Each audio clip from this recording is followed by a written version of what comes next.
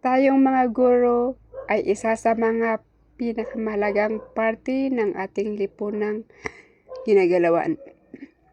Layon natin ay hindi upang lumikha ng mga mag-aaral sa kanilang sariling imahe, ngunit upang bumuo ng mga mag-aaral na maaaring gumawa ng kanilang sariling imahe. Ang kakayahan ng pagiging isang guro ay isang malalim na paglalakbay. Ito ay hindi lamang tungkol sa pagbibigay ng kaalaman o pamamahala sa isang silid-aralan. Ito ay tungkol sa pagbibigay inspirasyon, paggabay at pag-aalaga sa paglago ng bawat mag-aaral. Ngunit hindi madali ang pagiging guro dahil maraming sakripisyo, responsibilidad at tungkulin na dapat gawin. Tulad ng isang guro na aking nakapanayam ay napakarami niyang dapat isaalang-alang upang maging matagumpay sa kanyang napiling bokasyon sa buhay. Si Ma'am Mandy Pagi ay taga Ginsanan Sur, Bauco Mountain Province at siya ay nagtuturo sa mababang paaralan ng Bagnin. Sinimulan niya ang kanyang araw hindi sa isang checklist ng mga aralin, ngunit sa isang malalim na kahulugan ng layunin. Ang kanyang silid-aralan ay isang makulay na halo ng mga kulay at idea. Isang lugar kung saan nararamdaman ng bawat estudyante na makikita at pinahahalagahan. Alam ni Miss Pagi na ang pagtuturo ay tungkol sa pakikinig at pakikipag-usap. Binibigyan pansin niya ang mga pangangailangan, interes at hamon ng kanyang mga mag-aaral. Isang araw, isang estudyanteng nangangalang Dinya na laging nahihirapan sa matematika at pumapasok sa kanyang silid-aralan ng may mabigat na puso. Pakiramdam niya ay talunan siya bago pa man magsimula ang aralin. Napansin ni Miss Pagi ang kanyang pakikibaka at nagpasyang sumubok ng ibang paraan.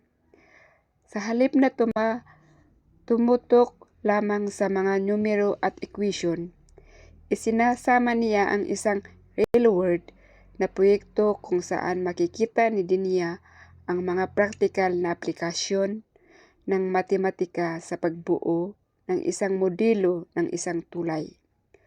Lumiwanag ang mga mata ni Dinya nang sinimulan niya maunawaan ang mga konsepto.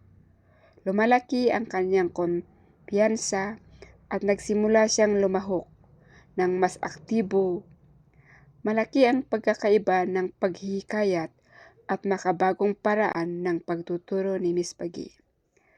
Napagtanto niya ang kakayahan ng pagiging isang guro ay tungkol sa pag-angkop sa mga natatanging pangangailangan ng bawat mag-aaral at paghahanap ng mga paraan upang gawing kawili-wili at may kaugnayan ang pag-aaral. Higit pa sa mga nakamit sa akademiko, si Miss Pagi ay nagtataguyod ng isang kapaligiran sa silid-aralan, kung saan ang pag-usisa ay pinalalaki at ang mga pagkakamali ay nakikita bilang mga pagkakataon sa pag-aaral. Tinuruan niya ang kanyang mga estudyante na mag-isip ng kritikal, magtanong at mag-explore.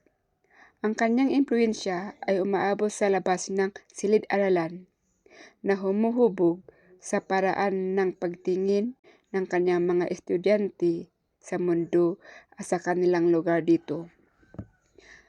Ang kakayahan ng pagiging isang guro ay matatagpuan sa mga koneksyon na ginawa, ang mga buhay na naantig at ang paglago na nasaksihan. Ito ay tungkol sa mga sandali ng mga pagkakaunawaan. Ang kislap ng kuryosidad na nag-aalab at ang pagbibigay ng lakas ng loob. Ang mga gurong tulad ni Miss Pagi ay nagtataglay ng esensyang ito sa pamamagitan ng kanilang dedikasyon, pagkamalikhain at ang tunay na pangangalaga na ipinapakita nila sa kanilang mga estudyante. Ito ay isang tawag na higit pa sa paglalarawan ng trabaho na nakaapekto sa hinaharap sa mga paraan na hindi malaging masusukat ngunit malalim na nararamdaman.